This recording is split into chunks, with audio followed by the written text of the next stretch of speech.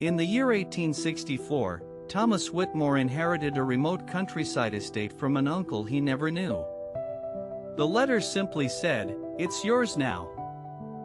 The estate sat on a hill above Black Hollow Valley.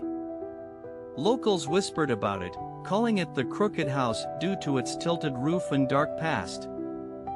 Thomas arrived under overcast skies. The driver refused to approach the final stretch, citing unfriendly winds, and left Thomas to walk the remaining mile alone. Vines had consumed the gate. Rusted hinges screeched as he pushed it open. The air inside the grounds was unnaturally still, thick with unease. The house stood tall, yet tired. Windows reflected no light. The front door opened before he touched it, as if welcoming him or warning him. Inside, dust danced in narrow beams of light. Paintings lined the walls, their eyes following him. He felt watched, though the house was silent. He explored room by room.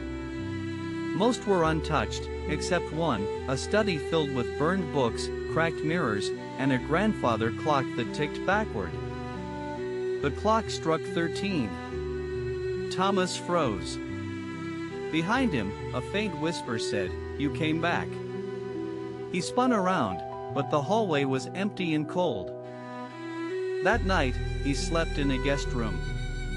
At midnight, he awoke to distant footsteps pacing above. The ceiling creaked, though no one was upstairs. He lit a candle and followed the sound. The upper hallway stretched longer than before. Doors had multiplied. Some had locks on the outside. One door stood ajar.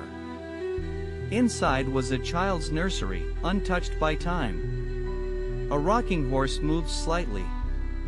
A music box began to play by itself. Thomas left quickly. The hallway shifted behind him. He realized the doors had changed places. The house wasn't just old, it was alive and aware. In the library, he found a journal bound in skin. It belonged to his uncle, Silas. The entries became erratic, filled with names and blood. Silas wrote of voices in the walls, of mirrors showing futures, of shadows that fed on memories.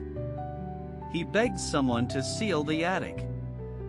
Thomas searched for the attic entrance. Behind a portrait of a weeping woman, he found a hidden stairwell that spiraled up into complete darkness. Each step upward felt heavier, as though the air resisted him. Whispers grew louder. Some voices sounded like his own, others not human at all. At the top, the attic door had no handle, just 7 carved symbols. When Thomas touched them, the wood bled, and the door unlocked itself. Inside, the attic was a shrine of bones and candles. At its center stood a mirror taller than a man, covered in a shroud of velvet. He pulled the cloth off. The mirror did not reflect him, it showed a younger boy crying in a cell. Thomas somehow knew it was himself. The mirror pulsed like breathing. A hand reached out from it, pale and shaking. "Help me," the boy whispered. "You left me here before." Thomas recoiled. The attic spun. A voice boomed, "The debt is unpaid." The house shook violently. Candles blew out. The door slammed shut behind him. He woke hours later on the attic floor. The mirror was shattered.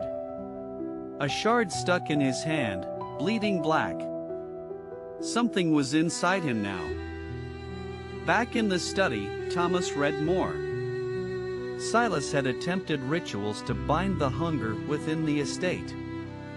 He had failed. The house devoured him. That night, Thomas dreamed of a black corridor without end. He heard children screaming. One voice cried, "We were yours.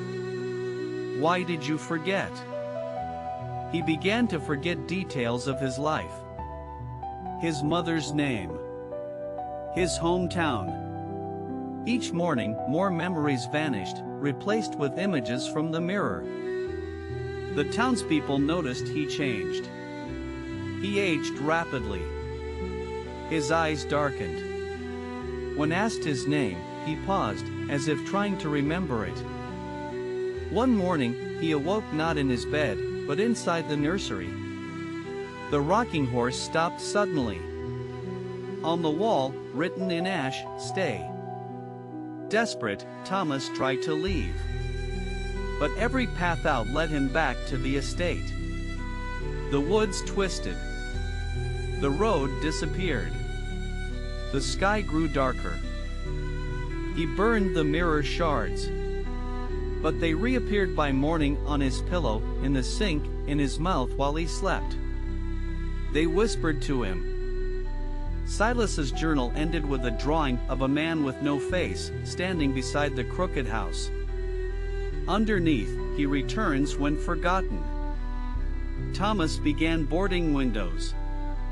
He painted crosses. Nothing worked. The house laughed in its beams and screamed through its walls. He cried, begging forgiveness.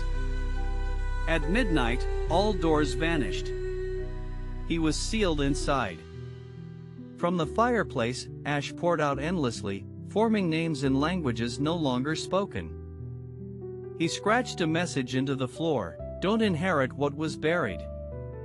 The boards bled under his fingers. His skin paled. His voice withered. The final morning, the mirror was whole again. This time, it showed a family approaching the estate. A lawyer handed a boy a letter. Thomas screamed through the glass, "Leave! Don't come here!" But the mirror only showed the boy smiling, approaching the gate, just like Thomas once had. The curse repeats generation after generation. The house never lets go. And those who try to leave, always return changed, hollow, or forgotten by time. The locals still avoid the hill. They say sometimes a man stands in the attic window, watching. His mouth opens, but no sound comes. They say the house is patient. It waits. And one day, it will remember your name too.